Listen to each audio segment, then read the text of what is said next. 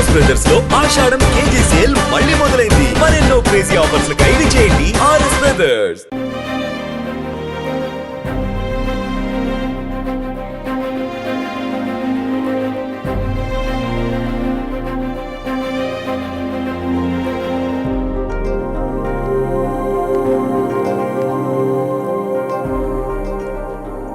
Hello, కూర్చో. ఎలా ఉన్నావు? బాగున్నాను. కాఫీ? ఎంతైనా దేవుడు చాలా గొప్పోడు కదా.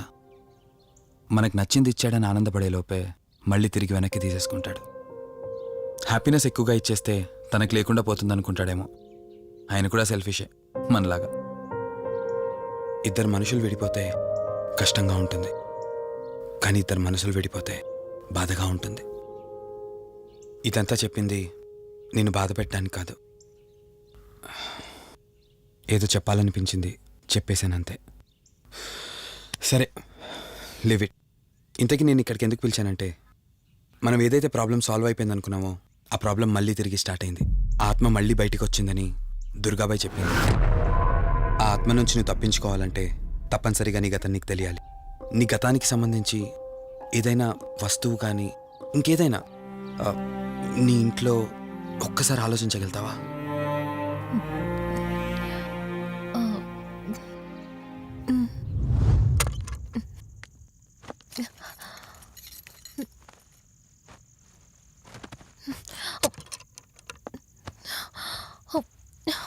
మ్యారేజ్ ఆల్బంలా ఉంది.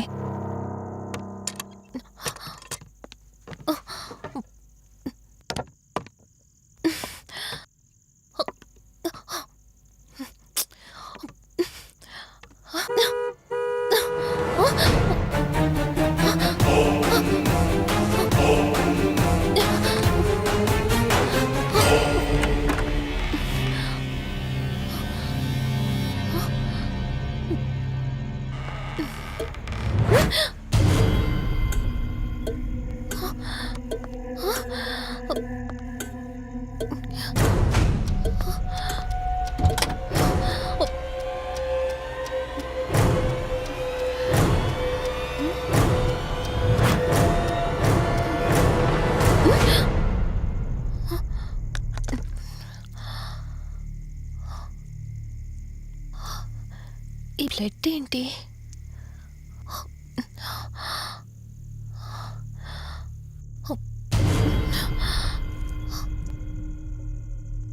Give me the watch. Car టిక్కీలో ఈ వాచ్ ఎందుకుంది? దీని మీద అంటిన రక్తం ఎవరిది? వాచ్ ఇటు ఇవ్వమన్నానా? నా దగ్గర ఏదో దాస్తున్నారు మీరు. రంజని, నా మాట విను, వాచ్ ఇటు ఇచ్చే.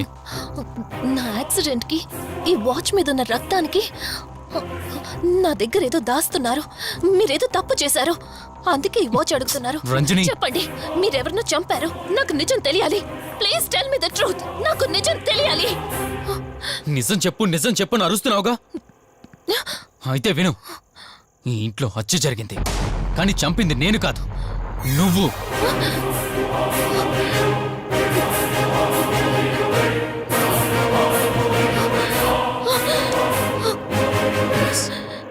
నువ్వే చంపావు. నేను నీకు అన్ని విషయాలు చెప్పాను, కానీ ఈ ఒక్క విషయం మాత్రం దాచాను. అదే నీకు అబార్షన్ అయిందని చెప్పాను కదా. ఆ టైంలోనే యూఎస్ నుండి నా business partner Kaushik first time India వచ్చాడు.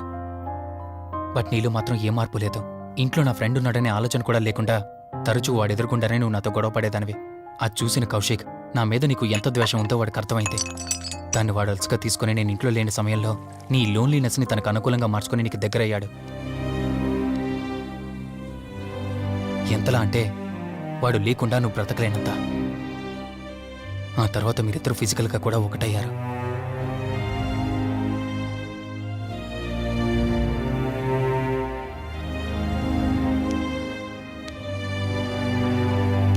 ఒకరోజు నేను ఆఫీస్లో ఉండగా కౌశిక్ మన ఇంటికి వచ్చాడు. Hi darling, my lovely angel. ఏంటి, నేను విన్నది నిజమేనా? యుఎస్ వెళ్ళిపోతున్నావట? Hey, come on baby. వదులు, అడిగిన దానికి ఆన్సర్ చెప్పు. నేను వచ్చిన పని అయిపోయింది, so I'm going back. So what? వదులు. నువ్వు నాతో ఏం చెప్పావు? యుఎస్ బిజినెస్ లో మొత్తం ఇక్కడికి షిఫ్ట్ చేసి పర్మనెంట్ గా ఇక్కడే ఉంటానని చెప్పావు కదా. అవన్నీ నువ్వు బిలీవ్ చేసావా? You crazy. I'm a business man. ఏదైనా బిజినెస్ యాంగిల్ ఆలోచించడం ఇట్స్ మై హాబీ. ఏంటి జోక్ చేస్తున్నావా? జోక్ అనుకోవటం అది నీ ఇన్నోసెన్స్. కౌశిక్ అలా మాట్లాడుకో. అలా మాట్లాడితే నాకేదోలా ఉంది. నాకు తెలియకుండానే నా లైఫ్లోకి వచ్చేసావు. లైఫ్ అంతా కావాలని నువ్వు అనుకున్నావు, బట్ నాకు కుదరాలి కదా. స్టూపిడ్ గా మాట్లాడుకో. నువ్వు నాకు కావాలి, నాతోనే ఉండాలి. నువ్వు నన్ను వదిలేసి వెళ్ళిపోతే నేను ఒప్పుకోనంతే. హే, మన మీద లవర్స్ అన్నట్టు మాట్లాడతావేంటి? అంటే 10 నిమిషాల సుఖం కోసం ఇంతగా మోసం చేస్తావా? మోసమా? మోసం గురించి మనం మాట్లాడకూడదు డార్లింగ్. ఒకవేళ నేను చేసింది మోసం అయితే నీ హస్బెండ్కి తెలియకుండా నువ్వు నా దగ్గరికి వచ్చి పడుకోవడం నువ్వు వాడికి చేసింది మోసం కదా. Chill Ranjani, come on. వదులు కౌశిక్, ఇక నాకు లైఫ్ లో ఎప్పుడు కనిపించుకో. ఆగు రంజని, కౌశిక్ వదులు. Please. No. Come on Kaushik, Ranjani, please. Kaushik వదులు please. Come on Ranjani, Kaushik listen to me. Please. Ranjani, వద్దు Kaushik. Please Ranjani. Kaushik, hey, Kaushik please, please. Please. Kaushik. తను స్లిప్ కింద పట్టంతో తలపగిలి చనిపోయాడు. సడన్ గా అదే టైంలో నేను వచ్చేసరికి మెంటల్ గా అప్సెట్ అయినా నువ్వు భయంతో నేనెంత చెప్తున్నా వినుకుంటా కార్ డ్రైవ్ చేసుకుంటూ వెళ్ళిపోయావు. అప్పుడే నీకు యాక్సిడెంట్ జరిగింది. నువ్వు వెళ్ళిపోయాక టెన్షన్లో ఏం చేయాలో నాకు అర్థం కాలేదు. ముందుగా బాడీని అక్కడి నుంచి తీసేయాలని శవాన్ని కారు డిక్కీలో పెట్టి ఊరు బయటికి తీసుకెళ్లి పూజ చేశాను. బహుశా ఆ టైంలోనే నా వాచ్ అక్కడ పడిపోయి ఉండొచ్చు. నీకు ముందు చెప్పినట్టు ఆ టైంలో నేను యూఎస్లో లేను. నీకోసం వెతుకుతూ ఉన్నాను. ఇప్పుడు చెప్పు, నేను చేసిన తప్పేంటి?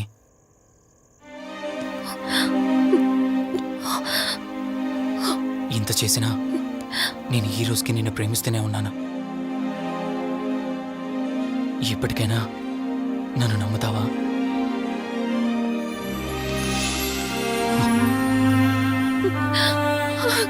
Sorry Rishi, I love you. అంటే ఇన్ని రోజులు నీ వెంటపడిన ఆత్మ నీ చేతిలో హత్య చేయబడిన కౌశిక్ దన్నమాట. అవును దుర్గాబాయ్, కానీ నేను ఈ హత్య ఉద్దేశపూర్వకంగా చేయలేదు. పొరపాఠం జరిగినా గ్రహపాఠం జరిగినా తప్పు తప్పే. పశ్చాత్తాపడినంత మాత్రాన్న ఆత్మ శాంతించదు. ఇప్పటిదాకా నిన్ను ప్రాణాలతో వదిలిపెట్టింది దేనికో తెలుసా? నువ్వు ఏం నేరం చేశావో నీకు తెలియపరచడానికి. నీకు జరిగిందంతా తెలిసిపోయింది. ఇప్పుడు నువ్వు ఇంకా ఎక్కువ ప్రమాదంలో ఉన్నావు. నాకు బ్రతకాలనుంది దుర్గాబాయ్. క్షమించరాని తప్పు చేసినా ఇంకా నన్ను ప్రేమిస్తున్న నా భర్త కోసం. అది కాదు దుర్గాబాయ్, ఆత్మ అనేది ఉండడం నిజమైతే దేవుడున్న మాట కూడా నిజం. అలాంటప్పుడు ఏదో ఒక దారి ఉంటుంది కదా. నిజమే, ప్రతి సమస్యకు పరిష్కారం ఉంటుంది. ఈ సమస్యకి ఓ దారుంది, కాకపోతే కష్టంతో కూడుకున్నది. అదేంటో చెప్పండి దుర్గాబాయ్. ఎంత రిస్క్ అయినా పర్వాలేదు, నేను చేస్తాను. ఇక్కడి నుండి దక్షిణాన 80 కిలోమీటర్ల దూరంలో క్రీస్తు శకం 17వ శతాబ్దానికి చెందిన ఓ అతిపెద్ద పురాతన శివాలయం ఒకటుంది. 300 సంవత్సరాల కిందటికి చెందిన ఆ శివాలయం చాలా శక్తివంతమైనది.